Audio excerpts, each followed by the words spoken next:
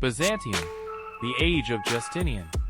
An observer of early 6th century Italy would have thought that its Ostrogothic kingdom was the best poised to carry forward with a new state that, in spite of its smaller size than the Roman Empire, nevertheless had most of the same features.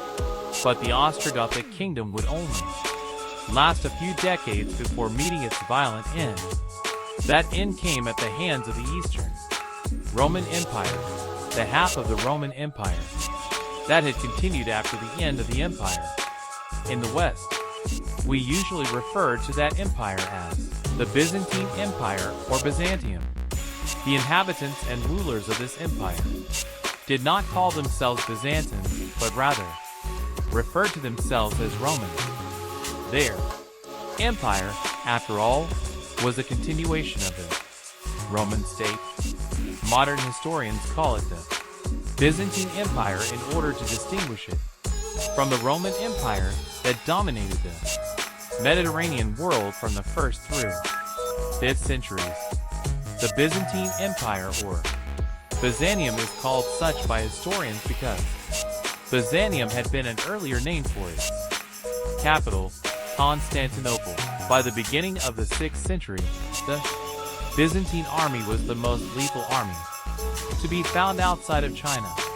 In the late 5th century, the Byzantine emperors had built up an army capable of dealing with the threat of both Hunnic invaders and the Sassanids, a dynasty of aggressively expansionist kings who had seized control of Persia in the 3rd century. Soon this army would turn against the Ostrogothic kingdom of Italy. The man who would destroy the Ostrogothic as well as the Vandal kingdom was the Emperor Justinian, r. 527 to 565.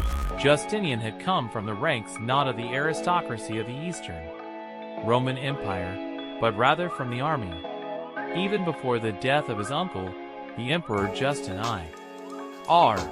518 to 527, Justinian was taking part in the rule of the empire. Upon his accession to the imperial throne, he carried out a set of policies designed to emphasize his own greatness and that of his empire.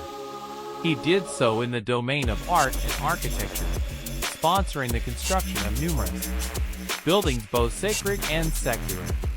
The centerpiece of his building campaign was the church called Hagia Sophia, Greek for divine wisdom. His architects placed this church in the central position of the city of Constantinople, adjacent to the imperial palace. This placement was meant to demonstrate the close relationship between the Byzantine state and the church that legitimated that state. The Hagia Sophia would be the principal church of the Eastern Empire for the next 1,000 years, and it would go on to inspire countless imitations. This church was the largest building in Europe. Its domed roof was 160 feet in height and, supported by 4 arches 120 feet high, it seemed to float in the diffuse light that came in through its windows. The interior of the church was burnished with gold, gems, and marble, so that observers in the church were said to have claimed that they could not tell if they were on earth or in heaven. Even a work as magnificent as the Hagia Sophia, though, showed a changed world. It was produced with mortar rather than concrete, the technology for the making of which had already been forgotten, while Justinian's building showed his authority and right to rule, which came from his close relations with the church. His efforts as a lawmaker showed the secular side of his authority. Under his direction, the Juris Tribonian took the previous 900 years' worth of Roman law and systematized it into a text known as the body of civil law, or the Justinian Code. This law code, based on the already sophisticated system of Roman law, would go on to serve as the foundation of European law, and thus of much of the world's law as well.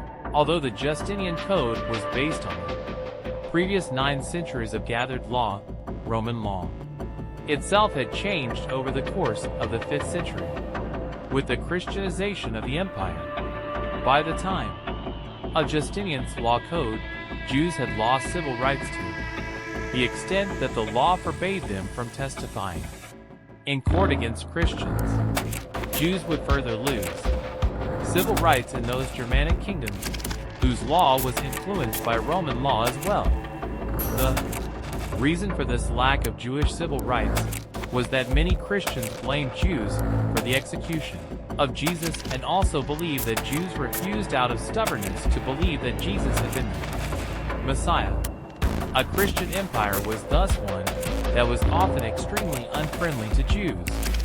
As Byzantine Emperor, and thus Roman Emperor, Justinian would have regarded his rule as universal, so he sought to reestablish the authority of the empire in Western Europe. The emperor had other reasons as well for seeking to reestablish imperial power in the West. Both Vandal Carthage and Ostrogoth Italy were ruled by people who were Arians, regarded as heretics, by a Catholic emperor like Justinian. During a dispute over the throne in the Vandal kingdom, the reigning monarch was overthrown and had fled to the Eastern Empire for help and protection.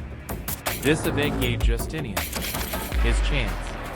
In 533, he sent his commander Belisarius to the west, and, in less than a year, this able and capable general had defeated the Vandals, destroyed their kingdom, and brought North Africa back into the Roman Empire. Justinian then turned his sights on a greater prize, Italy, home of the city of Rome itself, which, although no longer under the empire's sway, still held a place of honor and prestige. In 535, the Roman general Belisarius crossed into Italy to return it to the Roman Empire. Unfortunately for the peninsula's inhabitants, the Ostrogothic kingdom put up a more robust fight than had the Vandals in North Africa. It took the Byzantine army nearly 2 decades to destroy the Ostrogothic kingdom and return Italy to the rule of the Roman Empire.